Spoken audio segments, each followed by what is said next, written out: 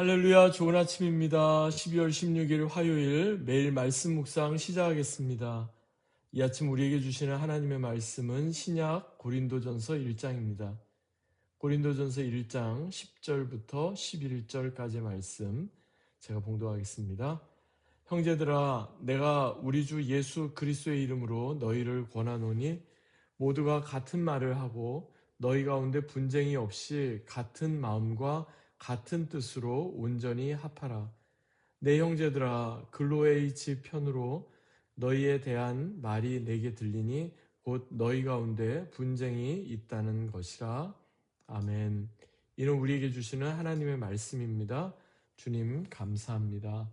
본문을 중심으로 너희 가운데 분쟁이 있다는 것이라, 너희 가운데 분쟁이 있다는 것이라는 제목으로 함께 하나님 말씀 나누겠습니다. 종종 이런 말을 듣습니다. 초대교회로 돌아가자. 복음으로 돌아가자. 그리고 사도행전적 교회를 다시 한번 회복하자. 아주 오래전에 고 하용조 목사님이 쓰신 사도행전적 교회를 꿈꾼다라는 책을 읽은 적이 있습니다. 처음에 서울 온누리교회를 처음 창립해서 그 사역을 시작하면서 이제 어떻게 이제 온누리교회가 시작되었는지, 그리고 교회의 목회 철학과 비전이 무엇이었는지를 자세히 이렇게 담은 책입니다. 이 책에서 하용조 목사님은 이제 가장 이상적인 교회로 사도행전적 교회 이렇게 제시를 하셨는데요. 왜 우리는 사도행전에 나오는 교회를 가장 이상적이고도 성경적인 교회로 이렇게 생각하는 것일까요? 사도행전에 나오는 교회는 단지 시기적으로 먼저 세워진 교회들이기 때문에, 즉 초대교회이기 때문에 가장 이상적인 교회라고 이야기하는 것입니까? 아니면 오늘날 현대교회가 너무나 그릇된 방향, 너무나 세속화되었기 때문에 사도행전적 교회가 우리에게 있어서 더 이상적이고, 그리고 그러한 교회로 우리가 돌아가야 한다 이렇게 생각을 하는 것입니까? 물론 사도행전이 쓰여질 당시의 교회의 상황, 지금의 교회의 상황보다 뭐 더 좋았다, 뭐 굳이 그렇게 이야기할 만한 것은 별로 없었을 겁니다. 환경이나 상황 모든 것이 다 열악했고요. 그럼에도 불구하고 사도행전적 교회를 우리가 다시 한번 회복해야 한다 말하는 것은 바로 예수 그리스도의 복음의 능력 때문입니다. 그리고 교회의 복원력 때문입니다. 사도행전에 나타난 교회의 모습들이 이상적이고도 성경적이라고 말하는 것은요, 그 가운데 문제가 전혀 없었기 때문이 아닙니다. 그때나 지금이나 교회 안에는 늘 비슷한 문제가 있습니다. 어쩌면 더 큰 문제가 있었는지도 모릅니다. 사람들은 각기 자신들의 소견에 옳은 대로 이야기합니다. 내가 보기에는 이렇게 하는 것이 교회가 또 교회를 위해서 유익한 것이다, 그렇게 이야기를 합니다. 그런데 결국 궁극적으로 보면은 그 모든 것을 통해서 예수 그리스도의 복음이 드러나고, 그 모든 것을 통해서 교회가 교회의 본질적인 그런 사명을 잘 감당하는지 그렇지 않은지, 이 부분을 우리는 늘 중요하게 생각해야 하겠습니다. 오늘 본문을 기록한 사도 바울, 특별히 고린도 교회는요, 초대교회 사도행전에 나오는 여러 교회들 가운데에서도 가장 문제가 많았던 교회로 그렇게 알려져 있습니다. 오늘 본문에서 사도 바울은 왜 고린도 전서를 기록하게 되었는지 이렇게 말씀합니다. 11절에 보니까요. 내 형제들아, 글로에의 집 편으로 너희에 대한 말이 내게 들리니 곧 너희 가운데 분쟁이 있다는 것이라. 고린도 교회에 지금 분쟁이 있다는 소식을 듣게 됩니다. 그것도 그가 전혀 모르는 사람이 아니라 글로에라는 사람, 그리고 그 사람들 통해서 구체적인 그런 내용을 듣게 된 것입니다. 사실 고린도 교회가 세워진 그런 고린도의 상황과 환경은요, 뭐 그렇게 녹록하지 않았습니다. 당시 고린도는 해상무역 그리고 상업의 중심지로 알려져 있고, 지중해 각지에서 다양한 인종, 다양한 배경의 사람들이 한데 모인 곳으로 알려져 있습니다. 다양한 배경과 문화, 또 배경 가운데 있었던 사람들이 몰려들다 보니까 그들이 섬기던 우상, 또 다양한 종교가 함께 그 가운데 들어오게 되었죠. 고린도는 원래 북쪽, 그리스의 남쪽과 북쪽을 잇는 그런 요충지인데다가 오래전부터 많은 사람들 그리고 돈이 모이다 보니까 자연스럽게 그곳은 소비와 향락 그런 문화가 발전할 수밖에 없었던 겁니다. 오늘날도 그렇지 않습니까? 사람이 많이 모이고 돈이 많이 모이는 곳은 그곳이 소비와 향락이 더 심해질 수밖에 없는 것처럼 고린도가 바로 그러했습니다.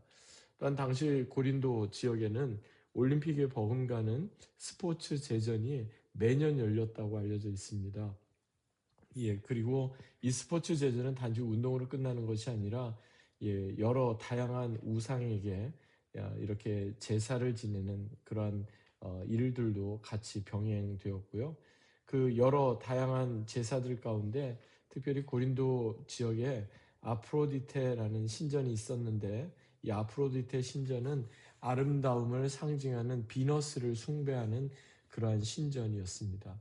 특이하게도 여기는 남자 사제들보다 여자 사제들이 더 많았는데 그 여자 사제들은 비너스를 숭배하고 또 그곳에서 제사를 드리면서 단지 제물로 이렇게 제사를 드리는 것으로 그치는 것이 아니라 여자 사제와 공적으로 여러 음행과 매춘이 그렇게 공공연하게 자행되었던 것으로도 알려져 있습니다. 그래서 한때 이 아프로디테 신전에서 이렇게 종사했던 여자 사제만도 5천 명이 넘게 있었다 이렇게 역사 기록에 전해질 정도입니다. 오늘날로 따지면 어떻게 비교해 볼 수 있을까요? 아마도 라스베이거스 도박과 향락의 그런 도시 그런 것과 비교하면 좀 이해하는 데 도움이 될지 모르겠습니다. 이런 상황 가운데 이런 환경 가운데 교회가 세워지다 보니까 교회 안에 있는 사람들도 이러한 영향을 자연스럽게 받을 수밖에 없었고요. 그리고 대부분 고린도 교회 안에 있었던 사람들이 믿음이 좋고 견고했던 그런 사람들이기보다는 이방인으로 똑같이 그렇게 소비와 향락 그런 문화 가운데 살다가 이제 예수님을 믿게 된 사람들이다 보니까 그 과거의 단절이 분명하지 못했던 겁니다. 그래서 교회 안에서도 여러 가지 부도덕하고 음행과 그리고 여러 가지 그런 분열과 갈등의 그런 문제가 많이 있었음을 우리가 보게 되는데요. 이러한 상황을 알고 또 이런 이야기를 듣고 있던 사도 바울이 고린도 교회 성도들에게 오늘 본문 말씀을 전하고 있는 것입니다. 먼저 본문 10절을 보니까요. 이렇게 말씀을 합니다. 제가 봉독하겠습니다. 형제들아 내가 우리 주 예수 그리스도의 이름으로 너희를 권하노니 모두가 같은 말을 하고 너희 가운데 분쟁이 없이 같은 마음과 같은 뜻으로 온전히 합하라. 얼마든지 사도 바울은 자신이 가진 사도의 권위로 명령할 수 있죠. 그런데 명령하지 않습니다. 권한다고 말합니다. 주 예수 그리스도의 이름으로 부탁한다고 말합니다. 여러분 교회의 하나됨은 사람들의 어떤 의견이나 합의로 이루어지는 것이 아닙니다. 오직 그리스도 예수 안에서 가능합니다. 오직 예수 그리스도의 이름으로 가능해지는 것입니다. 그러면서 사도 바울이 세 가지를 이야기합니다. 첫 번째는 같은 말을 하라 이렇게 이야기하고요. 두 번째는 같은 마음을 품으라 이야기하고요. 그리고 세 번째는 같은 뜻으로 온전히 합하라 이렇게 권면을 하고 있습니다. 여기서 같은 말, 같은 마음, 같은 뜻, 사실 이게 정말 말처럼 그렇게 쉽지 않죠. 그런데 이것은 똑같이 생각하라는 뜻이 아니죠. 똑같은 말을 하라는 뜻이 아닙니다. 이것은 다른 의미가 아니라 우리가 믿고 고백하는 예수 그리스도를 동일한 믿음 그리고 신실한 믿음으로 함께 고백하라 하는 겁니다.